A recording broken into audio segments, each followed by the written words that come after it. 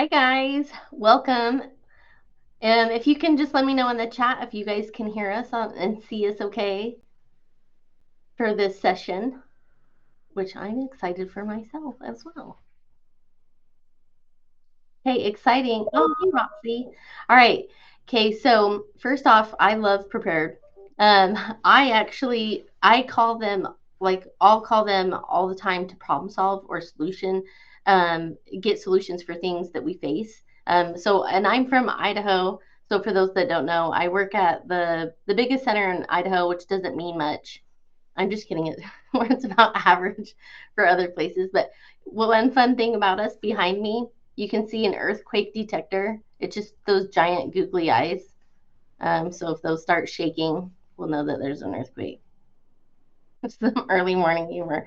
But I'll go ahead and let Brandy introduce herself, and then we'll get started with the session. Okay, guys? Good morning, everyone. Yes, Brandy is here. So good morning. I'm Brandy Powell. I'm the PSAP ambassador for Prepared. I am also sometimes commonly known as the 911 chaplain because of what I do for dispatcher wellness across the country as a speaker, as a motivational encourager of sorts. But I work for Prepared as their PSAP ambassador, and mostly it's because of 15 years that I spent in dispatch as a trainer, 15 years I spent in dispatch doing quality assurance, doing system administration, trying not to pull my hair out, all those things. And I have a very, very strong passion for dispatchers. I have a very strong passion for our wellness and making sure that we're okay. And one thing I've learned in these last couple of years is, as I've segued out of the center, is a big part of our wellness. And this is my my heel, right? A big part of our wellness is making sure that we have the technology so we can help people. I'll tell you this really quickly. I have a young lady that I mentor, and she asked me, she said, Brandy, I used to call 911 when I was feeling suicidal. And I was like, okay, and what happened? She says, I just don't know why you didn't send anybody. And I said, what do you mean? What do you mean? Hold up, it wasn't me, but what do you mean? And she says, no one ever sent anyone to me when I would call and say I wanted to hurt myself. And I was like, why would they not send anyone? She says, I don't know. And we went through it, and I said, well, did you tell them where you were? She says, no, I never told them where I was. They're 911. They're supposed to know where I am. And I was like, oh my God, honey, we just got the technology to be able to find you. And it hurt my heart that this woman had spent years thinking that 911 just didn't send someone when it was actually a technology issue. So that to me is a worst case scenario. People thinking that 911 isn't there to help. If you are from Georgia, which I know a few you are, when we go to post training, they tell us that our priorities are responder safety, public safety, and then improving the image, the public perception of dispatch. Because a lot of times we're only on the news, and y'all see some news articles on this, but we're only on the news when we do something, when someone gets hurt, when we do something bad, or when we do something wrong, or when our technology fails.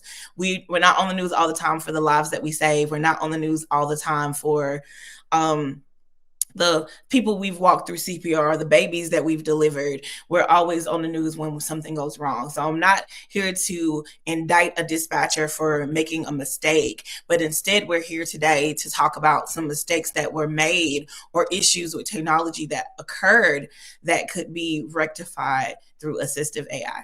So let's get started. Are you guys with me in the comments? Everybody's here? Y'all with me? Okay. All right, guys. So let's get started.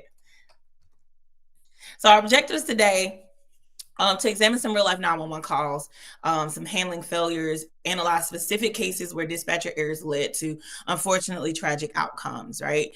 To demonstrate the role of assistive AI, to explore how AI solutions could have prevented these errors by improving accuracy, response time. Y'all, quality assurance is a huge, huge deal. And this is something that assistive AI can do 100%. And also highlight the future potential of AI in emergency response, discuss how AI can enhance emergency call handling to reduce human error and save lives. And yeah, so Prepared is in over 1,000 PSAPs. We are just doing amazing things with assistive AI. And honestly, it's at the point where there are things I never fathomed in my 15 years of dispatch that we could have and that we could do. And now we're able to do it.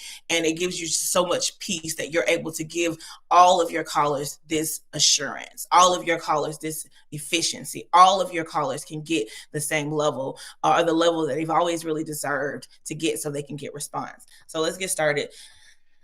All right, just for information only. And if one of your agencies are included, God bless you. I'm sorry. We all make mistakes. We all have calls where we got to go to court. We all have calls where we didn't follow through on the second step, or we got so used to I forget what the phrase is called. We got so used to the mundane that the big thing kind of startled us, right? So this is just for information only. It's for conversation purposes. It's for you to realize, like, hey, I could have taken that call, right? There's no indictment on dispatchers. I didn't put one dispatcher name in this presentation. This is not about that. I did mention a lot of the people who were hurt or injured's name because they deserve to be heard. But this is more about publicly available information and media. So we made every effort to ensure its accuracy. If it's not right, y'all let me know, and we'll make sure that I get it right. Okay, I just want to make sure that you guys know this is not an indictment on dispatchers. We love dispatchers. I am a dispatcher, and we're obsessed with dispatchers. But we want you to know that there are areas and times that we all fall short. And in these cases, assistive AI may be the thing that can stop us from failing. Okay, so this is the first incident. And my clock disappeared. So this is my first incident.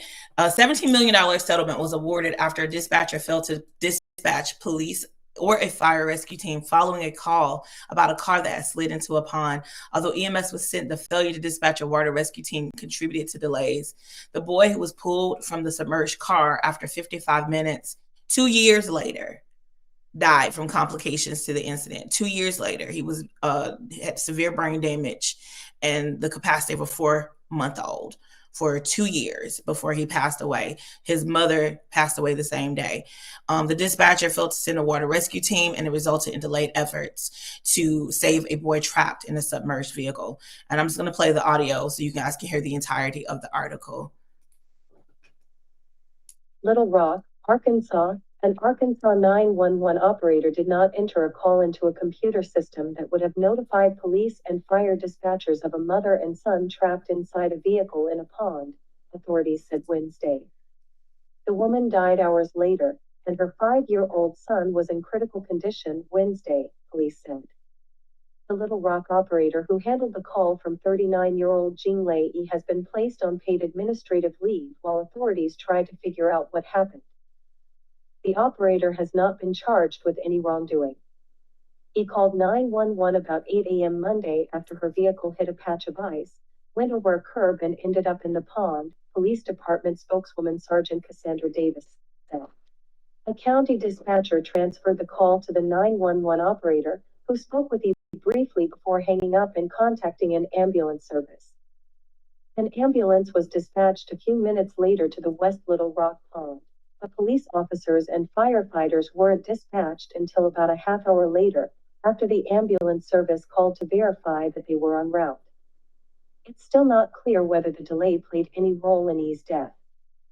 A doctor pronounced her dead at a local hospital at 11:45 a.m. Monday. A medical examiner is expected to determine the exact cause. Laura Martin, who directs the city police and fire department's communications branch, said the operator did not enter E's call into a computerized dispatching system that would have alerted police and fire dispatchers. The operator also ended E's call instead of using a transfer option that would have allowed her to keep E on the line while contacting the ambulance service, she said. Proper protocol would be, we have a one-button transfer switch where you get the ambulance service on the line, and you remain on the line with them until you're sure that they have handled the call, Martin said. On the 911 call, which the Associated Press obtained under the Freedom of Information Act, the county dispatcher describes E's situation to the operator in Little Rock while E remains on the line. Then, E describes her location and says there is water in her vehicle. The water is in my car right now, she said. The Little Rock operator asked Dee for her name and asked her to hang on. Okay, ma'am, we're going to get some help on the way for you, okay? The operator said. Okay. Thank you, he said. Then the call appears to end. Neither Davis nor Martin would identify the operator, who was hired in March and completed a 6-month probation period in September. Okay, so for this call, and obviously the article was before the settlement, before they found her liable. So it's not so much about, in this case, her liability or her error. It's more about, I want to say, sympathizing right now, how she might have felt if she's a trainee and she's taking a drowning call or a vehicle submerged call. That would be stressful for even a veteran. So of course, when we get stressed, sometimes people don't respond in the best way. Sometimes, these things happen. But what could have possibly stopped this, right? Moments like this are why this technology is being developed to help us, right? AI can transcribe calls in real time and highlight critical things, can automatically dispatch a water rescue team based on the word submerged or the word, we're going underwater. It can automatically dispatch the rescue team. These are things that can happen with assistive AI. So the proposed AI solution, it could have suggested the appropriate response team. It could have automatically sent a page to those leaders who will deploy that team, ensuring that water rescue units were dispatched immediately, right? It could have analyzed the urgency and severity of the situation, elevating the call's priority. It could have did some checks and balances to make sure, hey, this kind of call needs this kind of response. And these things could have been done with an integrated assistive AI program. It's unfortunate. Everything in this class is unfortunate, right? This is worst case scenario. And unfortunately, I think dispatchers tend to deal in worst case scenarios. That's kind of how our mind works. And one thing that I would love to change about dispatch is that nothing changes until something bad happens. This class hopes to get on the front side of that. These products, assistive AI, hope to get on the front side of that, right? So nothing changes until something bad. And you will know it too, because you'll be at work and you're like, that ain't right. We shouldn't be doing this. But they're like, hey, but that's policy. That's what we do. That's all I can do. My hands are tied. And it's like, until something bad happens, it won't change. We have to get ahead of that. We can't be slow in our movements. We have to be, or reactive in our movements. We have to be proactive. Okay. The next call, this one bothers me, y'all. It's been bothering me for 10 years of my life. It's been breaking my heart every time I think about it. And I'm going to play the actual 911 call because when I developed, this was my first time hearing it. A 12-year-old boy named Tamir Rice was shot and killed by police after a 911 caller reported a boy playing with what appeared to be a gun in the park. The caller noted the gun was probably fake, and the person holding it was probably a juvenile. We'll play the call and then we'll go through the error. And this, I don't want to trigger anybody, so trigger warning. But this is the Tamir Rice 911 call. Hey, please calling the. Hi, how are you? Good. I'm sitting in the park at West Boulevard by the West Boulevard.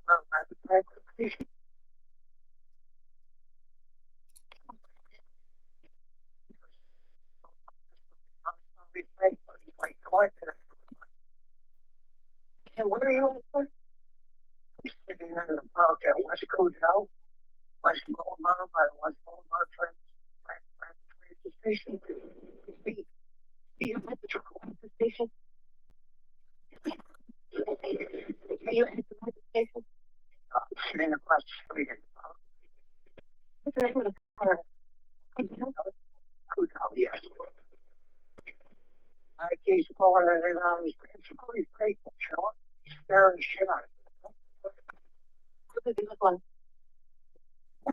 Yes, camouflage hat. Did you black and white? Yes, gray coat with black sleeves, gray pants. Did you black and white? Did you black and white?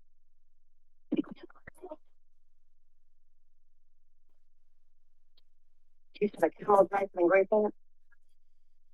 Oh, yes, camouflage hat. Oh, it's a storm.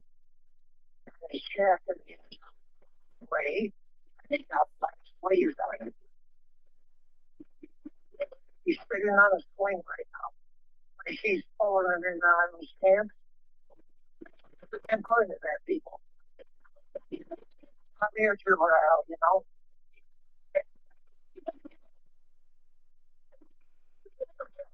Do you know the code? Oh, I do not. Okay, what's the I'm getting ready to leave. You know, what he's right up by the year or whatever. He's pulling it in on his hands. Oh, it's real or not. Well, okay, look at the Thank you. So that is the Tamir Rice call. There was a lot of things said, right? He said it's probably a juvenile. He said it's probably fake. I don't know if it's real or not. He's outside of a juvenile. He's outside of the youth center. A lot of things to let you know it might have been a child, right? But again, officer didn't necessarily receive that information. So the error is the dispatcher failed to relay critical details about the possibility that the gun was a toy and that the person holding it might be a child. This failure led to officers arriving on the scene with an escalated sense of urgency. I think that's putting it nicely. Treating the situation as if the threat was real. Within seconds of arriving, the officers fatally shot Tamir Rice. If you watch the video, and I don't show the video because it's triggering, I mean, I swear the car was barely in park before he started shooting. It's so much about this that if assistive AI had been implemented at the time, it could have been avoided. Assistive AI, especially with prepared, can transcribe the call in real time. So the dispatcher, so the call taker, dispatcher, and even the responding units can see the transcript, can see the possibly a juvenile, can see possibly fake, probably fake outside the youth center, can see all of these things. And not only that, but we have now technology where I can send you a link and you can share your camera and we can see that's a little boy. If you see the video, that's a little boy, right? And so that you can have more situational awareness. I think for years, one thing we've struggled with, but we've succeeded in, and I think, you know, as much as we could, is developing or acquiring as much situational awareness as we can without being on scene, right? As much as I can without being there, I'm painting a picture for my officers. I'm painting a picture. I'm finding out where the exits are. I'm finding out if there's a weapon. I'm finding out if there's someone there who is aggressive or belligerent. We're painting this picture. And a lot of times we just can't get the full picture, right? We can't get the full picture. We give them as much as we can. And if there's something that we could have seen on scene or known about on scene, or even something that could have been transcribed to this level, then a life could have been changed. A life could have been saved, right? So the proposed AI solution, AI could have automatically flagged and highlighted key information provided by the caller, such as the fake gun, probably a juvenile. This would have ensured critical details were immediately relayed to responding officers. Right? AI could have generated a concise and accurate summary of the call, ensuring officers had clear understanding of the situation. You know, and that's a training thing on them as well for like de-escalation. But if you got if what's put in the call is got a gun pointing it at people, that sounds very, very ominous. It sounds very, you know, hey, we need to come in guns blazing. But this could have led to a more cautious approach, potentially avoiding the tragic outcome. We don't want our babies to be killed. We don't want our officers to not have an idea of what they're getting into. You know, it is a part of the trauma and stress of this job, the what ifs, the coulda, woulda, shouldas, and all of us have coulda, woulda, shouldas. What would have happened if I'd done this? What would have happened if I'd sent them sooner? What would have happened if I'd been able to talk them off the bridge? And we can't always change the outcome of situations. We have to understand that we don't have complete control of things. And dispatchers got control issues. Like, we want to have control of things. It's really, really hard because we don't have control. But the things that we can control, the things that we can move forward in and create a safer environment for our officers, for our public, we can move forward with these things knowing that it'll alleviate some of the coulda, woulda, shouldas. It'll alleviate some of the doubt and regret. And I should have done this, or I wish I had known what was on scene. I wish I had known she was doing CPR incorrectly and pushing this woman's stomach. I wish I had known that it was a child on scene and not a grown man with a gun, right? These are coulda, woulda, shouldas that we unfortunately have to live with. And again, we can rectify that now. The next call, Christine Kirk called 911 reporting that her husband was hallucinating and becoming violent. Although critical details were entered, the dispatcher failed to relay the escalating threat. By the time they arrived 12 minutes later, she had been shot and killed by her husband. Critical details about escalating violence were not communicated to responding officers, delaying their understanding of the situation. The dispatcher's failure to communicate the severity of the situation led to a delayed and inadequate response. We're going to watch this video. First thing a Denver dispatcher heard was a woman pleading for help. Her husband was hallucinating and talking about the end of the world after eating a marijuana cookie, she said. The last things the dispatchers heard were screams followed by a gunshot. Much of the investigation is centered around what happened during the nearly 14 minutes that Christine Kirk was on the line with 911, because sadly, by the time officers arrived, it was too late. A report of a domestic violence in progress. Christine Kirk initially called 911 to report that her husband was hallucinating. Richard Kirk ate edible marijuana and was hallucinating, Talking about the end of the world and saying he wanted her to shoot him. It took police 13 minutes to get here, and by the time they did, they were too late. But while Christine was still on the phone with 911, she said her husband had grabbed the gun. She started to scream and a gunshot was heard, but Christine's voice was never heard again. According to sources, one of the couple's 3 children witnessed all of it. And Denver PD taking a lot of heat about the response time to this domestic violence call. Listen to the radio traffic between dispatch and the officers.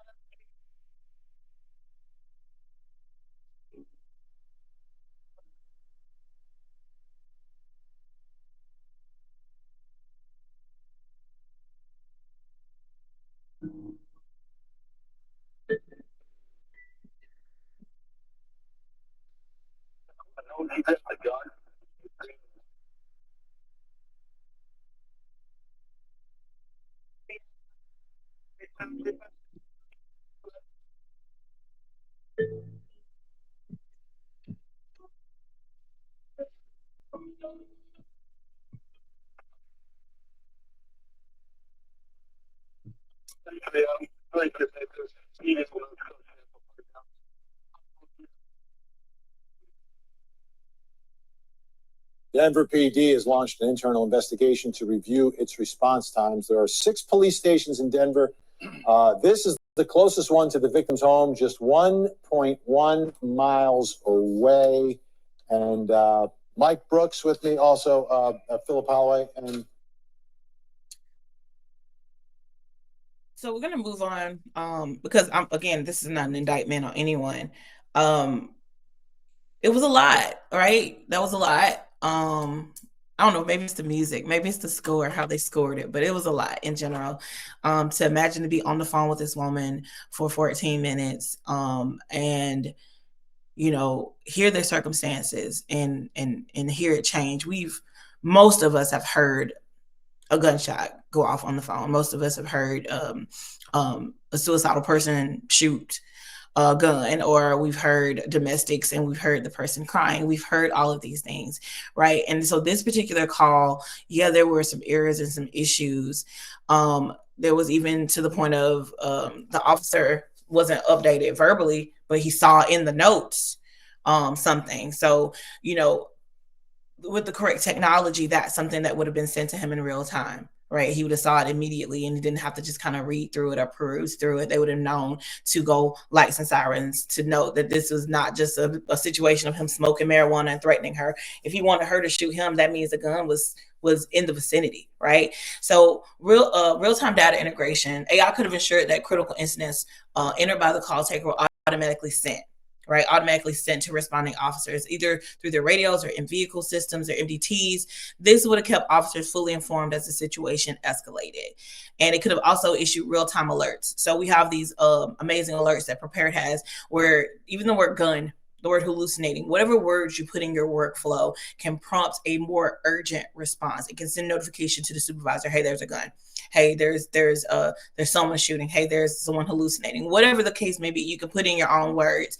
But these kinds of prompts can automatically create a response plan so that the officers, even en route, would get notification, oh, so someone's shooting, okay, shots fired, and they'll respond quicker. There's so many different things that can happen with assistive AI to mitigate this kind of progression, this kind of escalation, right? And 14 minutes is a long time. And of course, they're showing the map. We already know it's not necessarily, the people aren't necessarily coming from the station. He could have been across town on another call. So we're not going to go into, oh, he should have been closer. That's something the public does. They judge us based off what they perceive. They judge us based off what they see on TV and what they perceive emergency response to be. But what it really is and what it really can be is something that can prevent these kinds of things from happening, these kinds of things from progressing and escalating to the point where they're arriving and requesting homicide. And maybe they'll get there quicker because of the urgency of the call, understanding the urgency, understanding the accuracy of the call. So the next call, and this is one, it's really interesting. So I did this in, I'm trying to think what state I was in. And when I got to this call, someone says, don't show me videos about dogs. I can't handle it. And I was like, well, it's a video about dogs. Okay. So this is the incident from 2023 and it's Georgia. No, sorry, it's not Georgia. During severe flooding, a doggy daycare center, District Dogs, DC, began to fill with water, trapping dogs and workers inside. Multiple 911 calls were made to report the emergency, but due to miscommunication and errors, the severity was downplayed, right? The dispatcher treated it as a non-emergency and aired the call as a water leak rather than a critical life safety incident. This led to significant delays in dispatching the appropriate water rescue team. Tragically, several dogs drowned, and the response missteps led to public scrutiny and calls for accountability.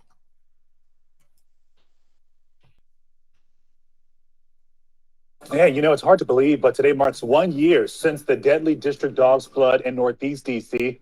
It is a tragedy that has stuck with so many of us since, and it's because of images like these right here. Rescuers desperately trying to save the pets trapped inside the Rhode Island Avenue location as the water just continued to rise. Sadly, 10 dogs would not survive. Thank you for being here with me for the news at 6 o'clock. I'm Lorenzo Hall. So since that day, 1 year ago, there have been so many calls for transparency and accountability, including at DC's long-troubled 911 center. Tonight, our Delia Gonzalez is following up on that part of the story. We were told changes were made, but we can tell you that mistakes are still happening at DC's 911 center.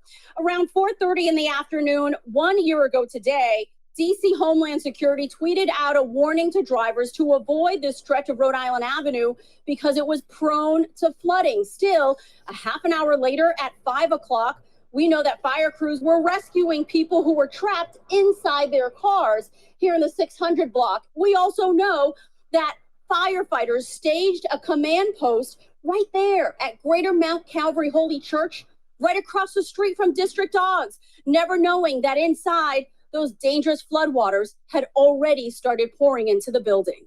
Well, public says that the District Dog at 680 Rhode Island Avenue Northeast for a water leak. A water leak. Even though that OUC supervisor knew people and dogs were trapped and coded the call as flood public assistance, when he uttered those words, water leak, it triggered a low priority response, leading to a near 15-minute delay that proved to be deadly for 10 dogs trapped inside their kennels at District Dogs on Rhode Island Avenue Northeast. Surveillance images show those kennels were submerged in floodwaters. We could have done things differently. A week later, the director of the Office of Unified Communications said the agency was making changes as a result of what she described as an unprecedented incident. There was no policy or protocol at that time for those people to do the things that we're talking about doing now. Because it took all of us sitting down. Reading the CAT report in its entirety, of course, their policy. That's not. Thank you. WUSA 9 has made several attempts to interview Heather McGaffin about what changes were made a year later. We are still waiting for a response. While OUC has struggled to overcome issues with its computer system and staffing levels, according to the agency's public dashboard, they've added a fourth supervisor to each shift and more than doubled training hours. An audit report issued after the district dogs incident recommended staff, quote, reduce improvising and ad-libbing. The dashboard says as of 5 months ago, OUC has migrated to a new protocol system and that training is ongoing. District Dogs has been shut down since that incident here in Rhode Island Avenue, and you can see that brown paper now cover the windows. It still serves as an awful reminder of all the mistakes that happened and the lessons that we need to learn as a city moving forward. I should tell you that I reached out to OUC, asked them about the status of that supervisor who initially described this incident as a water leak. I am still waiting to hear back. I should also note that I reached out to the office of Deputy Mayor of Public Safety, Lindsay Apia. I asked for an interview or even a statement. They declined my requests. In Brooklyn, Delia Gonsalves, WUSA 9.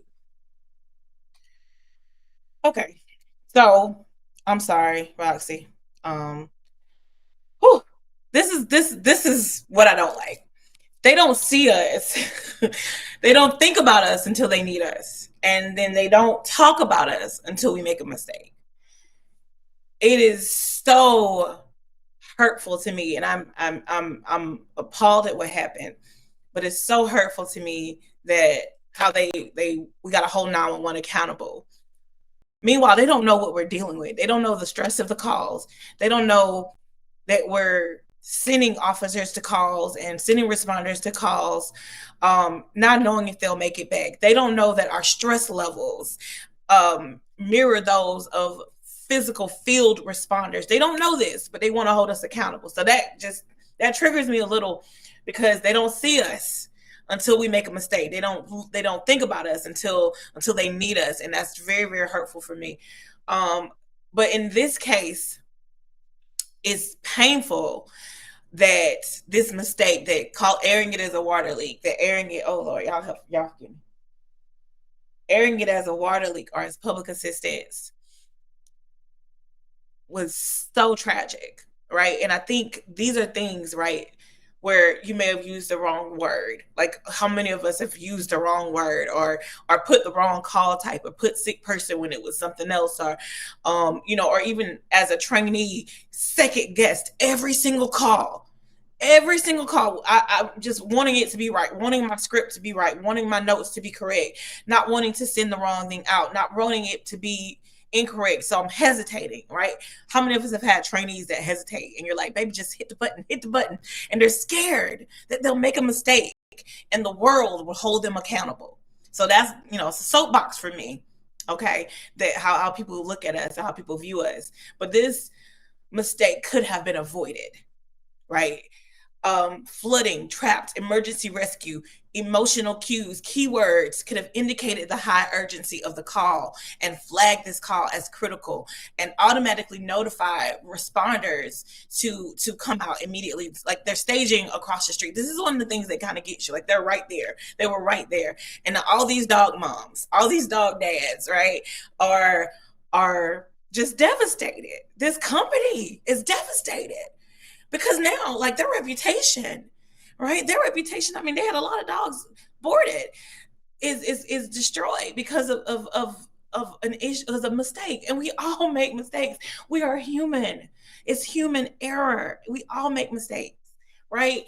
And I just hate how they were vilifying them. Because, right, like Dawn's saying, fear mistakes is a real obstacle CTOs face with their trainees. Yes, I had so many trainees who were so scared of making a mistake. And then, of course, when they do make one, we got to document it and eat them up with it. And people don't hear all of the good things they're doing. They hear the criticism, which is par for dispatch, right? We get all of the credit and none of the blame, all of the blame and none of the credit. But this kind of software, this kind of system can alleviate some of those things. It could have assessed the urgency, assessed the language. It could have prioritized the call correctly. Right? Public assistance, we know that's low. That's a courtesy. But when you got flooding of that nature, a courtesy call is going to be at the bottom, right? So this is so terrifying that this happened, that it could happen again if we don't have the right software, if we don't have the right training, if we don't have the right, and that was a supervisor, right? So it could happen to anybody. And we have to remember that. That's why I say this is not an indictment. This is not pointing the fingers. This is saying, hey, these are the worst case scenarios. We don't want these to happen again, right? Whew, okay, sorry. That was heavy. That was heavy. All right. This is the last one. I won't hold you guys forever. This is a longer video, but this is one that we all deal with. I know a lot of us have like other language speakers in our cities. And I'm going to tell you, for me, I dispatched for 15 years, and I say it over and over again, but I want you to understand there's a lot of calls. Every time I handled an other language speaker, I felt like I was giving them less. And with my pride, my control freakism, with my integrity, it never sat right with me to give them less, to give them a lesser standard. And y'all, I took French in high school. I took French. It didn't help me at all. It didn't help me at all. Nothing, it didn't help me at all. I took French. So all of these Spanish speakers, or what other language speaker, Farsi and Swahili and Cantonese and Mandarin, I could not help them. And even then, I didn't know what language they were speaking. If it was a subset language, like, right, in Chinese, they have so many different variations of their languages, and I don't understand the language because I took French. Je m'appelle Brandy. Like, I don't know anything, right? So that was something that for years just bothered me, of having to call in a translation service, right? And of course, this call is going to call one out specifically, but we know the translation services that serve dispatch. We know their levels. Everyone has a gripe with them. Everyone has an issue with them. And let's talk about this call. All right. And I'm so sorry for the doggy call. Y'all, please forgive me. Okay. Okay. I'll give you the scenario. A New Orleans dispatcher faced scrutiny after relying on an interpreter who mistakenly claimed that Mr. Diaz, a gunshot victim, was not truthful in his emergency. Let's watch. Out of the 1.2 million 911 calls the Orleans Parish Communication District received in 2022, more than 5,000 needed a third-party interpreter service for a non-English speaking caller. That service the city relies on is now being questioned after an interpreter's comments violated the company's protocols. Andres Fuentes has the story.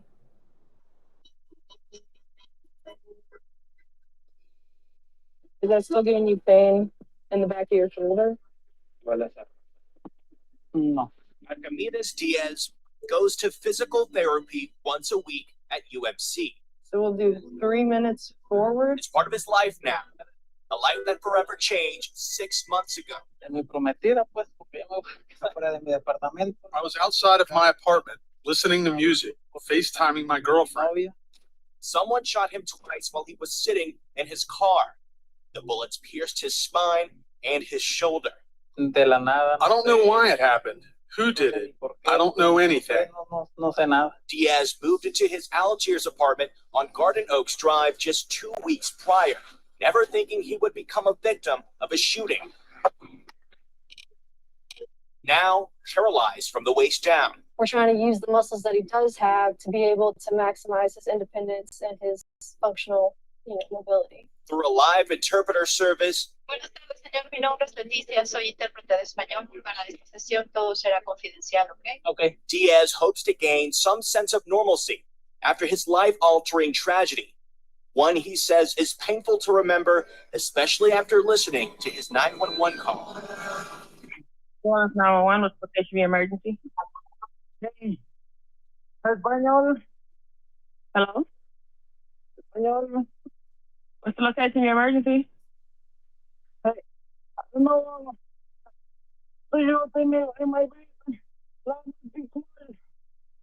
Do you speak Spanish? Yeah. Okay, 1 second. The 911 call center operator then transferred Diaz to an interpreter from the calling service, Voyance. You will be connected to the next available interpreter. So that your interpreter may better assist you, please speak in short, clear statements. Spanish interpreter 35.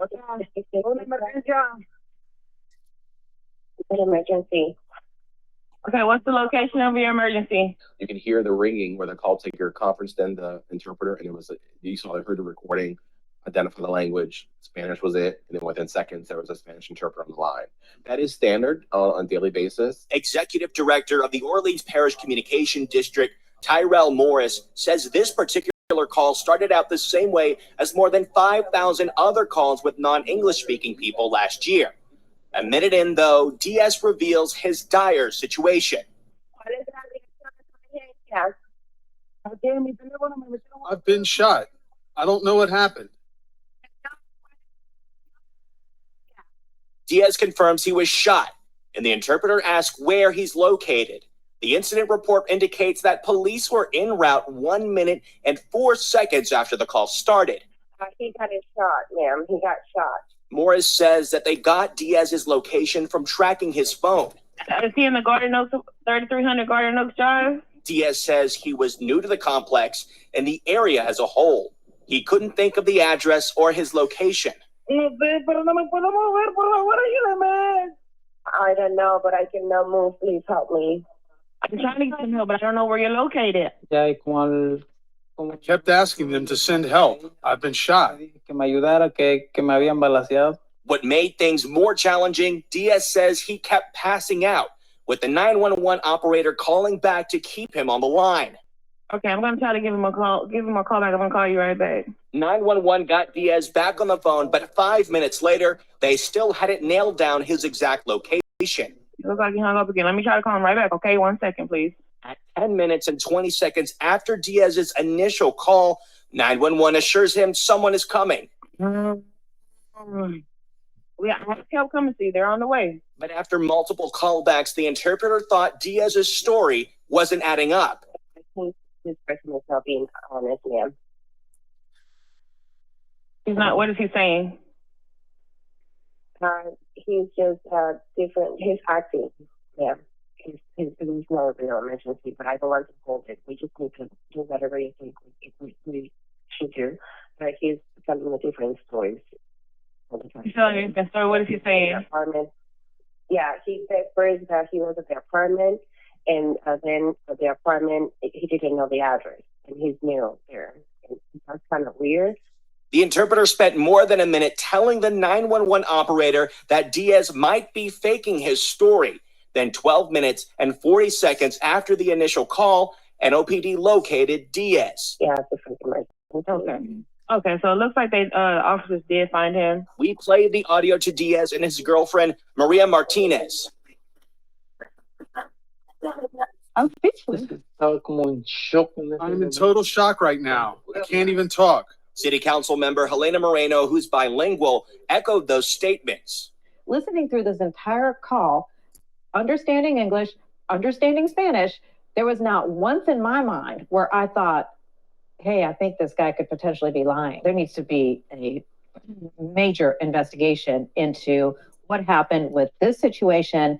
And I wonder why we even have this particular company employed right now, if that's how their interpreters operate. I was a little disappointed, right? In the re-questioning, I was a little disappointed in the interpreter not asking what the call taker told her to ask. And because of your inquiry, I have asked my command staff to do an assessment of the vendor. Morris says the 911 center is looking at other interpreted calls done under Voyance that have been red flagged to make sure that they're all up to the center's standards. According to the 911 center officials, the agency pays the company monthly invoices for their services. The yearly range is between $22,000 and $30,000 a year. Voyance, rebranded as Cyrocom, says all interpreters are vetted, screened, and tested for bilingualism and specialized to handle a number of emergency calls, including assisting in finding an address. Morris says despite the inquiry into Voyance, the interpreters they offer often break language barriers in a way that no one at the 911 center is trained to do. So there's no one here taking calls, actively speaking different languages? No, because we have the service. And so also we have to ensure that individuals that are translating, particularly in a public safety space, are certified. We have the ability to qualify their competency in the language. And so outsourcing that to a third party, which is standard in a 911 center of our size, it really ensures that the individuals providing that service are credentialed to do so. Over the past 5 years, Fox 8 surveyed violent crimes ranging from armed robbery to homicides to carjackings among non-English speaking victims. 89% of those crimes were reported from Spanish-speaking victims. Does that entice you at all maybe to hire some personnel here that might be able to quickly tend to their 911 call? I don't think hiring a call taker to answer the phone is going to speed up the process, right? So our call takers don't get to pick and choose what call they answer. Also, the 911 system doesn't know what language you speak when you dial the digits. And so if you get a call taker that does not speak that language, the process will still be the same. What's 911? What's the address of the emergency? Morris says to get by without bilingual staff members, the 911 center taps into the Office of Public Engagement and the city's language access program. But Moreno thinks New Orleans can do more using the Hispanic Task Force, a region-wide task force originally designed for the COVID-19 pandemic. Okay. If you know me, you know I'm a bucket of tears anyway, right? I cry just about every day. Sometimes it's happy tears, sometimes it's sad tears, sometimes it's helpless tears. I cry for dispatch probably 3 times a week, and I'm not even in the center. So reading through some of the comments. Thank you so much, Don. We use Prepared for our other languages. I love it. We often have to hold on the phone for a translator for less common languages, so Prepared is a game changer. Josephine says it's unfortunate the way other language speakers receive when calling 911. Most people that do not speak English choose to call someone else versus 911 directly in fear of not getting service or someone that speaks their language. We don't want people to not call for help, right? I think in this situation, because he lived, we know, and we're able to hold it accountable and say, hey, something has to change. But had he not, would we have ever even known what the translator has said, right? Because we can't QA the translation services until now. Right now we can, because we have assistive AI that translates, but it's just so hurtful. Don said, it makes my heart hurt. That's why we use Prepared. Josephine says we also have to hire based on our demographics. Yes, we should. 1000%. And he's saying, oh, it won't help. You don't know what call you're going to get. And that's also true. But I've seen centers with a Spanish speaker and you call her, and if she's able to come, she's able to come, but she's not always available. She's not always at work. He's not always there. So what do you do then? You have to call out for help and put this person who has an emergency on hold, which is against everything we know as dispatchers. You don't put 911 on hold, but you got to transfer this call and hope that you have identified the correct language. Right? Hope that you have said the correct language when he might be speaking Portuguese and you're thinking he's speaking Spanish, right? Ms. Sandra says the feeling of helplessness is a key trigger for PTSD. What's worse than not even knowing what language they're speaking? Samantha says this will never, ever not break my heart to watch. There's no place for a 911 system that isn't equally accessible and efficient for everyone. The barriers caused by flaws in translation solutions, as shown in this video, highlight the urgent need for movement. It seems that Prepared has developed a solution that truly works and addresses these challenges effectively. Yes. With Prepared and with this assistive AI, you immediately, all calls are transcribed and translated. And if it's another language, we have over 100 languages that will be immediately translated on the screen. So you'll identify the language within that first sentence. So you have, someone speaking and you can see they're speaking Farsi within a minute. Well, within a second, you can see they're speaking Farsi. So even if you still need to use a translation service, now you know what to tell them. I don't know what Farsi sounds like. I'm just making myself sound ignorant, but I don't. And that's not fair to the caller. They need help too. Right? They need emergency services too. And they called the number that they thought they could trust because on the back of every police car says call 911 and they're calling for help, right? It says in the comments, we have, I want so badly for every member of this community to know we will do everything in our power to help them. Most of us have the heart, like this servant's heart, this heart of service. And I want to help. I want to serve the community. And while we're not on the ground, we're not field responders. I want to make sure that while you're on the phone with me, I'm doing everything in my power to help you. And having to transfer you is so dangerous because a lot of people will hang up if you have to transfer them. A lot of people don't understand, like this voice telling them to hold on while we get you a translator, and they will hang up, and now you have to disconnect. In that call, they disconnected over and over and over because he kept losing consciousness. So she had to reconnect. It took them 14 minutes to find this man who was shot in his back in a car. Mind you, it's so much about it that we can pinpoint and we can try to hold accountable. But when it comes down to it, are there solutions now? Assistive AI solutions, automatic call translation, real-time translation. Our dispatchers, we can hire a dispatcher tomorrow who's bilingual, but she might not speak 100 languages, right? And then even then, that's a heavy weight on her. Like, you're the sole person that can translate these calls. You're the sole person. This is heavy on her. So now everybody's feeling helpless, right? And Don says Prepare can even help with our non-verbal community to reach us directly, as some of us have text to 911. Not everyone has text to non-emergency, but Prepared has that ability. She says, I think the tech that Prepared provides is a great lift to bridge these gaps we face in 911 with communicating directly with everyone in our community. It's so true. We have just translation abilities at this point where you can type a message and they'll be able to hear it in Spanish. They'll be able to speak back to this bot that we have and hear in Spanish their, the instructions to them, cutting out language line entirely for those Spanish calls, right? These are amazing solutions that are like on the forefront. Dispatch has always been on the backside of technology. Like I mentioned earlier, I have a friend that thought we just weren't sending people, and she didn't know, baby, we were fighting with wireless phase 2 for years. You hear me? We were fighting that retransmit button. Y'all know y'all were clicking it, right? We know we were fighting with that to get location. We don't have to fight for technology anymore. We have companies now like Prepared that are on the forefront that are saying, hey, you guys don't have to fight. We got your back, right? You don't have to try to figure out these pieces so you can give people a semblance of a good call. No, you can help them. You can truly serve them. And this is amazing. Dispatchers can communicate directly with non-English speaking callers. And that is something we've never had before. Right? To be able to, even if you have to call a translation service, to be able to see in real time what they're saying, because it'll still be transcribing and translating in real time. So you can hold them accountable. You can make sure that what they're saying, because when they start talking, they'll give you a long paragraph, right? And then the translator will turn around and says, he says no. And you're like, ma'am, no, ma'am. He said a lot more than that. What did he say? Now you have full awareness. Again, like I mentioned earlier, this situational awareness that we don't have, or that we try so hard to get, so that we can send our responders to a location and have them know exactly what they're getting into, have them understand who they're speaking to, what they're responding to. This is now possible with this new technology. So I'm wrapping up, guys. I hope it wasn't too long. But the benefits of assistive AI and call handling: improved efficiency, faster call routing and dispatching with AI recommendations, reduce wait times, response delays, enhanced accuracy, clear communication, right? We all have those trainees that their notes are garbage, right? Some of us might still have bad notes, right? I had a trainee who was dyslexic.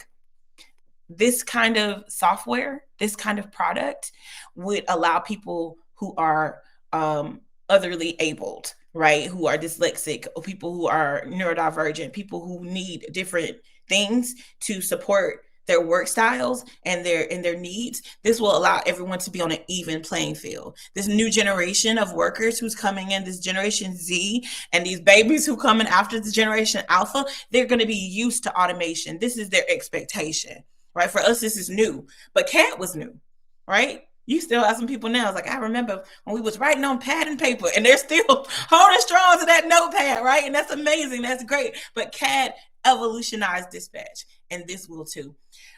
Better data integration, right? Real-time, complete situational awareness, call translation, transcription. We've just been talking about this. It's just such an amazing feature.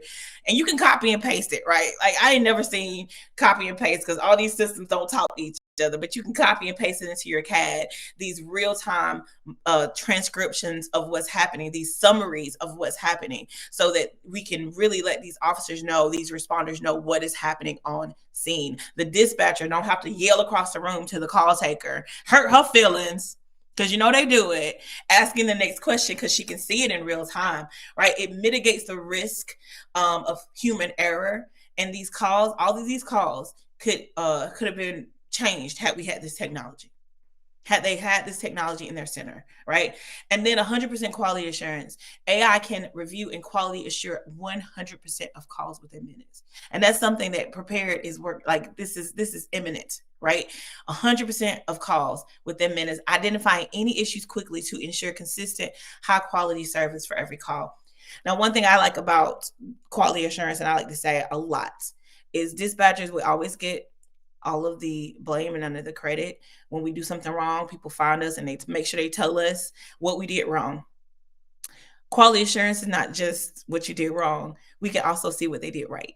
We can also see who's handling these calls effectively. Hey, you know what? She might need to be a trainer because she is really good at this. She understands these questions. She understands how to build rapport with these callers, and also assistive AI with your calls being transcribed. It lets the main thing be the main thing. Now I can focus on building rapport with my suicidal caller instead of trying to do 18 different things at once and still trying to catch, his name or still trying to understand what's going on. I can focus on him because this is being transcribed and I can copy and paste some things into CAD and my dispatcher can read in real time what's going on. So I can really help this person because you don't want to be distracted when somebody's life is on the line.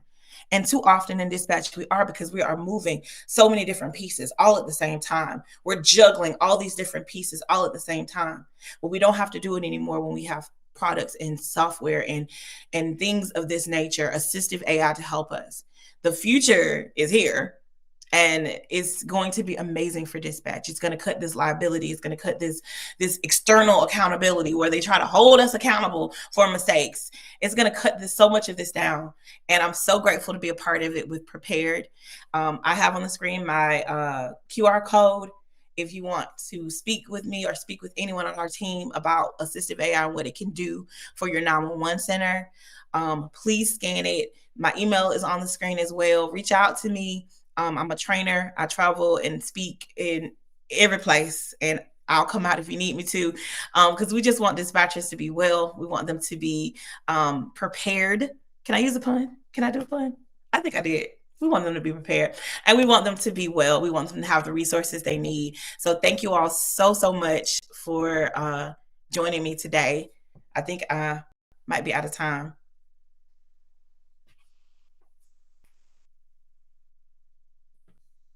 Well, I love that.